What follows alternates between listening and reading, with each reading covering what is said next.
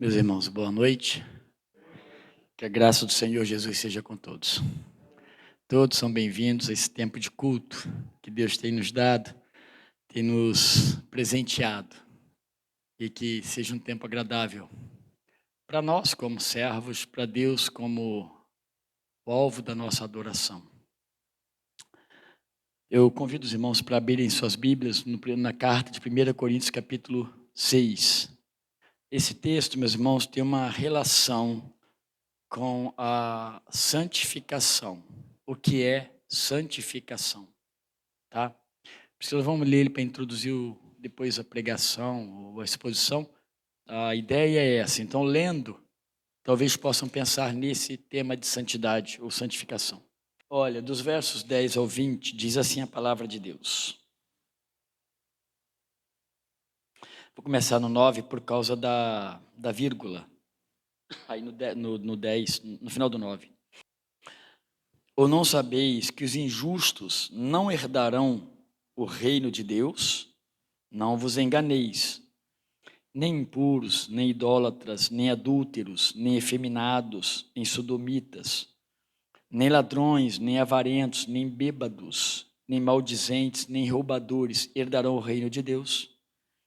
Tal fostes alguns de vós, mas vós vos lavastes, mas fostes santificados, mas fostes justificados em nome do Senhor Jesus Cristo e no Espírito do nosso Deus. Todas as coisas me são lícitas, mas nem todas convêm. Todas as coisas me são lícitas, mas eu não me deixarei dominar por nenhuma delas.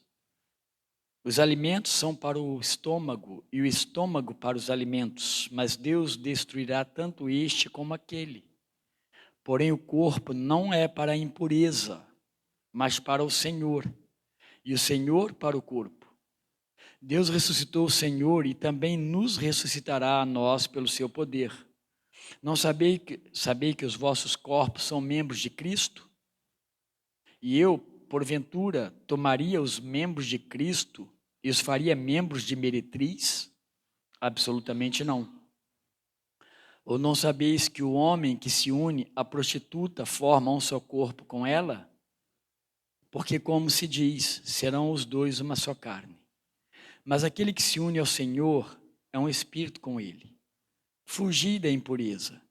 Qualquer outro pecado que uma pessoa cometer é fora do corpo, mas aquele que pratica a imoralidade peca contra o próprio corpo. Acaso não sabeis que o vosso corpo é santuário do Espírito Santo que está em vós, o qual tendes da parte de Deus, e não sois de vós mesmos? Porque fostes comprados por preço. Agora, pois, glorificai a Deus no vosso corpo. Por que o corpo, né? É a fonte de toda essa tragédia. A gente sempre está pensando no nosso corpo de alguma forma, em satisfazê-lo. Timóteo vai tratar isso aqui bem pesado, mas ele vai falar que a fonte desses problemas é óbvio que chega na conversão, tá? A falta de regeneração.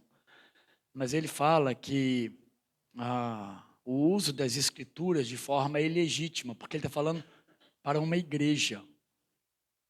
Uma igreja, se usar as escrituras de forma ilegítima, ela vai entrar, o pecado vai fazer parte da vida dela.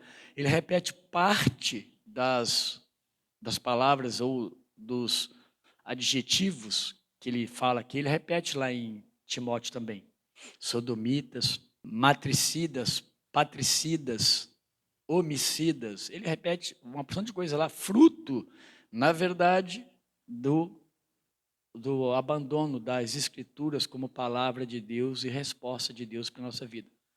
Se nós lemos o Evangelho não nos transforma, obviamente pela operação de Deus, alguma coisa está errada em nós vamos cair nesse problema. E aí você faz a conexão com Romanos capítulo 1, quando o pecado ele cresce, se avoluma, e Deus entrega essas pessoas às suas paixões infames.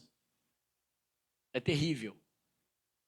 Parece que o que Timóteo fala de longanimidade principalmente ali nos versos 12 a 18, ele fala que Deus, ele fala assim, ó, mas Jesus Cristo foi gracioso e misericordioso comigo em sua longanimidade.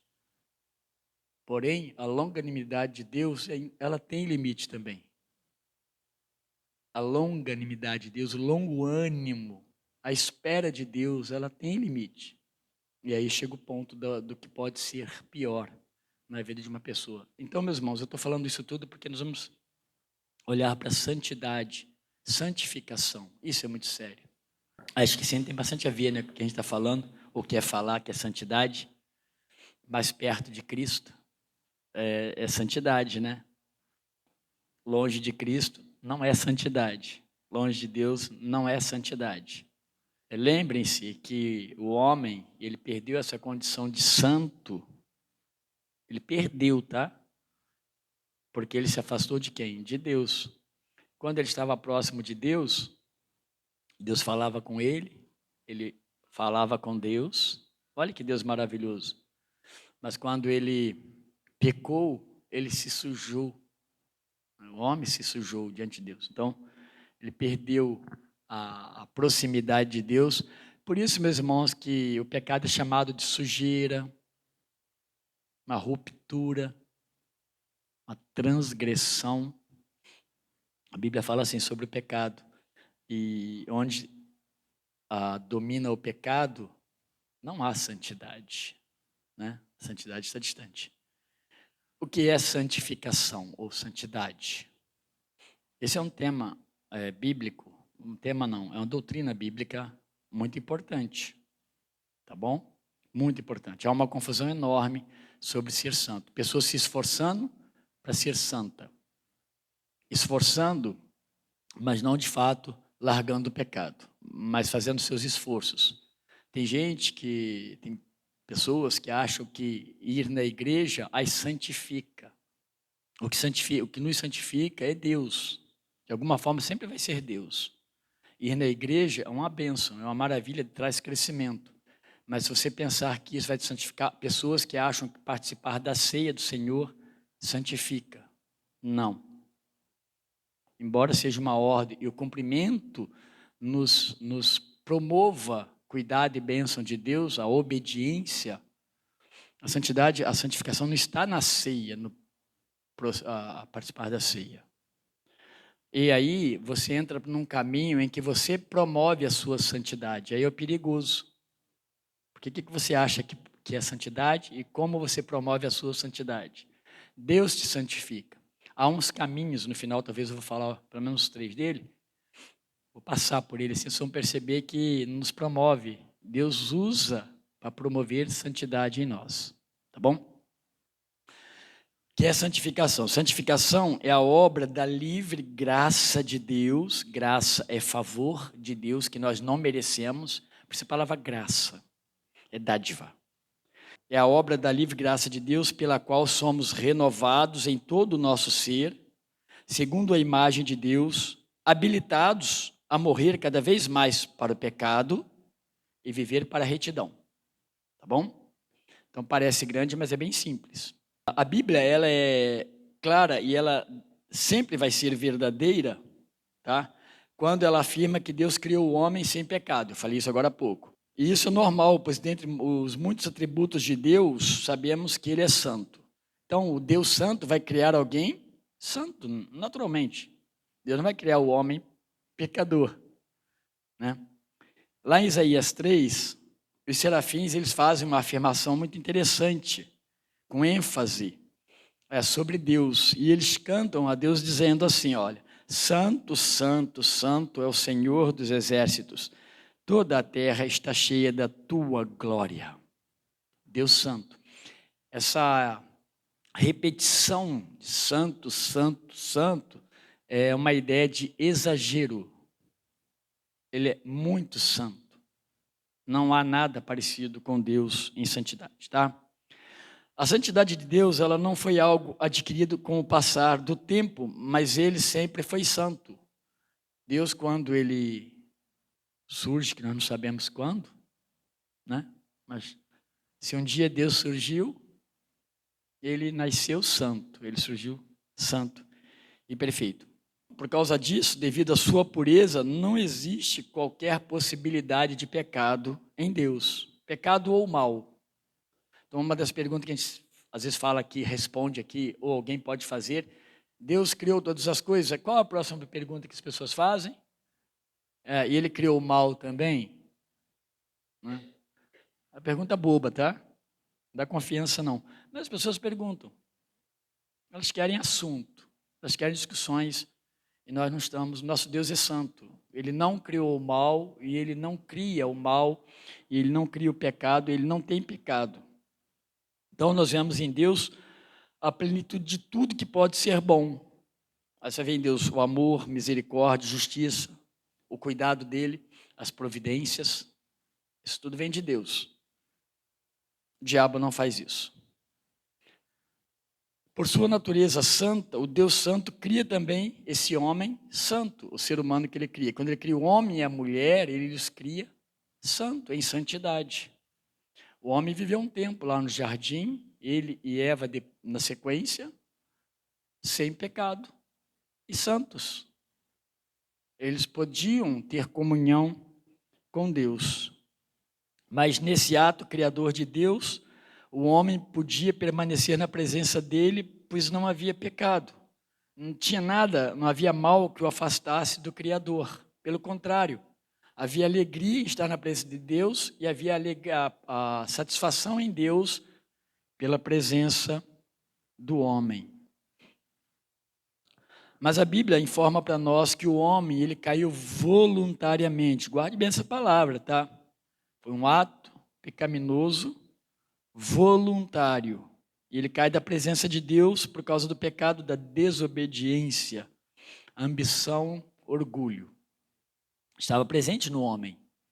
Quando ele começa, a se manifestar no homem, quando ele começa a inclinar para o pecado. O coração já estava inclinado a desobedecer a Deus. Vocês, não sei se já viram, eu botei um vídeo hoje, bem pequeno, até porque era só informativo, sobre o livro Ego Transformado. Hoje eu conversei com o Fernando, pastor lá de Santa Catarina, e eu usei muito do que eu li nesse livro, porque eu já tinha lido o livro e hoje eu peguei ele na hora do almoço. Li um pouquinho ontem, mas não estava cansado e tal. Aí li hoje na hora do almoço, rapidinho deitei um pouquinho, li o livro, e ele vai trabalhar, meus irmãos, essa questão, o grande problema do orgulho do homem. É um problema sério. Ora você vai culpar a sua baixa autoestima. Ora você vai culpar a sua autoestima. Você vai estar sempre nesses polos.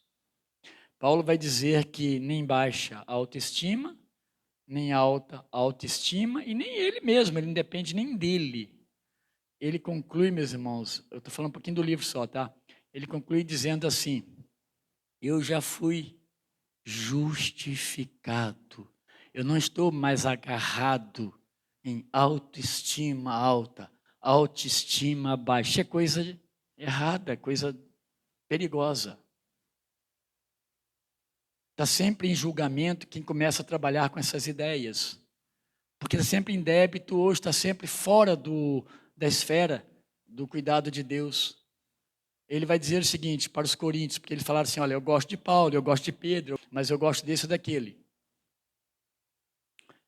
Paulo fala, nenhum, nem outro, nem outro, nenhum. Cristo já me regenerou. Eu não dependo de vocês, eu não dependo deles, eu não dependo de ninguém e nem de mim mesmo. Porque quem fez a obra foi Cristo. Ele me justificou.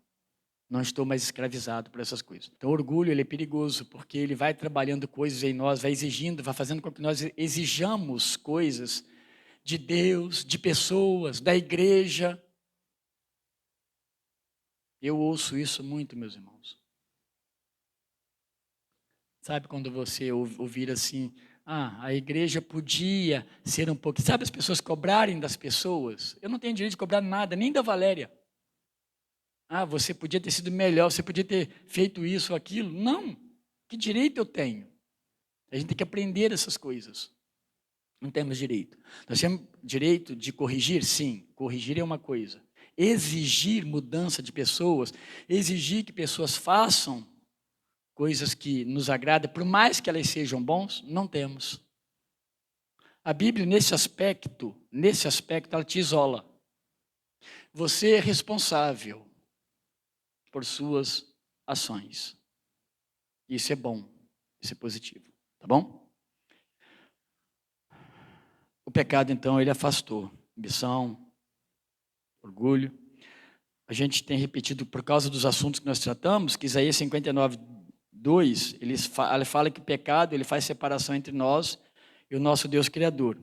A Bíblia nos ensina que, pelo próprio amor de Deus, ele opera um meio de reconciliação de nós que estamos longe da sua santidade, ou fora do alcance da sua santidade. Deus proporciona a nossa possibilidade de sermos santos. Ele faz isso na providência, através de quem? Através do próprio Filho Jesus Cristo. A gente aprende isso na Bíblia. O Evangelho fala sobre isso. O Evangelho é muito claro sobre essas coisas. Então, o poder opressor e o poder condenador do pecado original em nós, ele precisava ser destruído. E somente Deus ele poderia fazer isso. Vocês percebem, então, nós estamos falando de santidade, mas não dá para falar de santidade sem explicar que houve uma ruptura no que havia antes e agora o que Deus faz de novo. Então, separou-se na ruptura e agora Deus está trabalhando o quê? Deus está trabalhando a nossa reconciliação em Cristo Jesus. Ao pagar o preço de nossos pecados, Jesus então nos reconcilia com o Deus Pai. E Deus nos faz, ou nos fez, a partir daquele momento, santuário do Espírito Santo dele. A gente leu isso na introdução. Não sabeis vós que sois o templo do Espírito Santo de Deus? A palavra templo somos nós, mas a palavra templo ela é muito usada para a pessoa de Jesus Cristo. Isso confronta o judeu, que ele botava tudo no templo. Né? Tudo estava ao redor ou em torno do templo. E Jesus é o quê? Jesus é o nosso templo, é onde nós adoramos a Deus a partir de Jesus Cristo. E Cristo pagou esse preço do nosso pecado e, ao mesmo tempo, ele vai se tornar mediador entre nós e Deus. Olha como que está preparando a aproximação, a reconciliação. Não podíamos por nós mesmos, estávamos sujos, pecadores mortos, nosso pecado. A ideia é de que nós não temos reação para Deus mais. Mas Deus vai e nos chama à reconciliação com Ele através de Cristo. Assim, Deus proporciona a nós santidade necessária para nos comunicarmos novamente com Ele. Santidade que Deus nos dá. Quando há uma conversão de alguém, a conversão significa justamente isso, alguém que reconheceu em Cristo seu Salvador. Meu suficiente Senhor e Salvador. Então, ele te reconcilia, você passa a ser reconciliado com Deus. Isso é maravilhoso. Santificar nesse sentido, então, é separar-nos para algo especial, mas num ato imediato, nós passamos a ser santo como Cristo é santo. Não na perfeição do Deus Cristo, mas passamos a ser santo. Passamos a falar com o Pai. Quando você ora a Deus, a Bíblia não te ensina que você ora em nome do mediador. Em nome do Senhor Jesus Cristo. Porque Deus promoveu a reconciliação e a nossa santidade por meio de Jesus Cristo. E isso, meus irmãos, já está feito na nossa vida. Não há perfeição da santidade, como eu acabei de falar, mas da acessibilidade a Deus Pai. E também essa santidade se torna um processo contínuo, onde a Trindade opera em nós sempre para a glória de Deus. Temos um novo eu, né? Temos um novo eu, não o antigo eu, aquele antigo eu que te escravizava. Agora não, agora você tem um novo eu, temos um novo eu e que deseja agora fazer o que agrada a Deus. Começaram a perceber então a diferença? Por que você ora? Por que você tem prazer nas Escrituras? Ou por que você adora a Deus? Por que você vai na igreja? Por que você não tem prazer no pecado? Por que você não tem prazer em ofender pessoas e maltratá-las, por mais que elas estejam até erradas, né, nos seus comportamentos? Porque você foi chamado para a presença de Deus em Cristo Jesus. Ele te chamou à santidade. As coisas não batem. Se Cristo não fizer isso em nós, nós não fomos regenerados, reconciliados com Deus, não há santidade em nós. Então, o que a Bíblia fala sobre o mundo? O mundo, esse mundo sem Cristo, ele jaz no maligno. Ele não jaz na santidade de Deus. Ele descansa no mal. O cristão é tirado do mal e passa a descansar no Senhor Jesus Cristo. Mas apesar desse novo eu em Cristo, existe em nós o corpo do pecado. Então, ele vai permanecer em nós até a plena santificação do nosso corpo. São coisas que nós temos repetido aqui também diversas vezes, em doutrinas semelhantes, adoção, justificação, o trabalho completo de Deus no Senhor Jesus Cristo. Aí nós seremos glorificados. Então percebe que somos santos, mas não estamos sem pecado. Mas agora não amamos mais o pecado. Dá para entender? Dá, não dá? Dá para entender por que você faz as coisas que você faz como cristão. Por que você defende uma causa e não defende outra, por ser cristão? Por que você apoia determinada coisa e não apoia outra coisa? Porque você é cristão. Os valores cristãos, eles passam a fazer parte agora da sua nova vida. Até lá, né, antes da glorificação, nós sofreremos como cristãos muitas tentações. Paulo fala dessa presença pecaminosa que ainda permanece em nós e luta contra a santidade. Ele diz lá em Romanos 7, é um texto muito interessante para a gente ler essa luta do homem convertido, a luta que há naturalmente nele por causa da presença do pecado ainda. Paulo fala assim, o texto ele é mais extenso, é óbvio, eu vou ler um verso. Mas se eu faço o que não quero, já não sou eu quem o faz, e sim o pecado que habita em mim. Paulo faz uma confissão maravilhosa, né? Lá em Timóteo, aproveitando que eu estou pregando em Timóteo, ele vai dizer assim, que eu sou o maior dos pecadores. Não entendam Paulo como o pior homem do mundo, tá? Ele está se colocando na condição do maior dos pecadores, regenerado, transformado por Deus. Por mais que Deus, então, seja o autor da santidade em nós, existe agora um processo também cooperativo. Lembra que nós falamos? De responsabilidade, onde, através da leitura da palavra, eu falei que ia falar isso aí. Palavra, escrituras, oração, adoração, na sua mais ampla esfera, seja aqui dentro, seja fora daqui, cultos, né? Você está servindo a Deus. Você está fazendo uma parte de quê? Não para você ser mais santo propriamente, mas você está obedecendo a Deus. Você deixará de ser pior. Consegue compreender isso que eu estou falando? Porque a gente não pode cair no erro de falar que nós acrescentamos em nós coisas boas.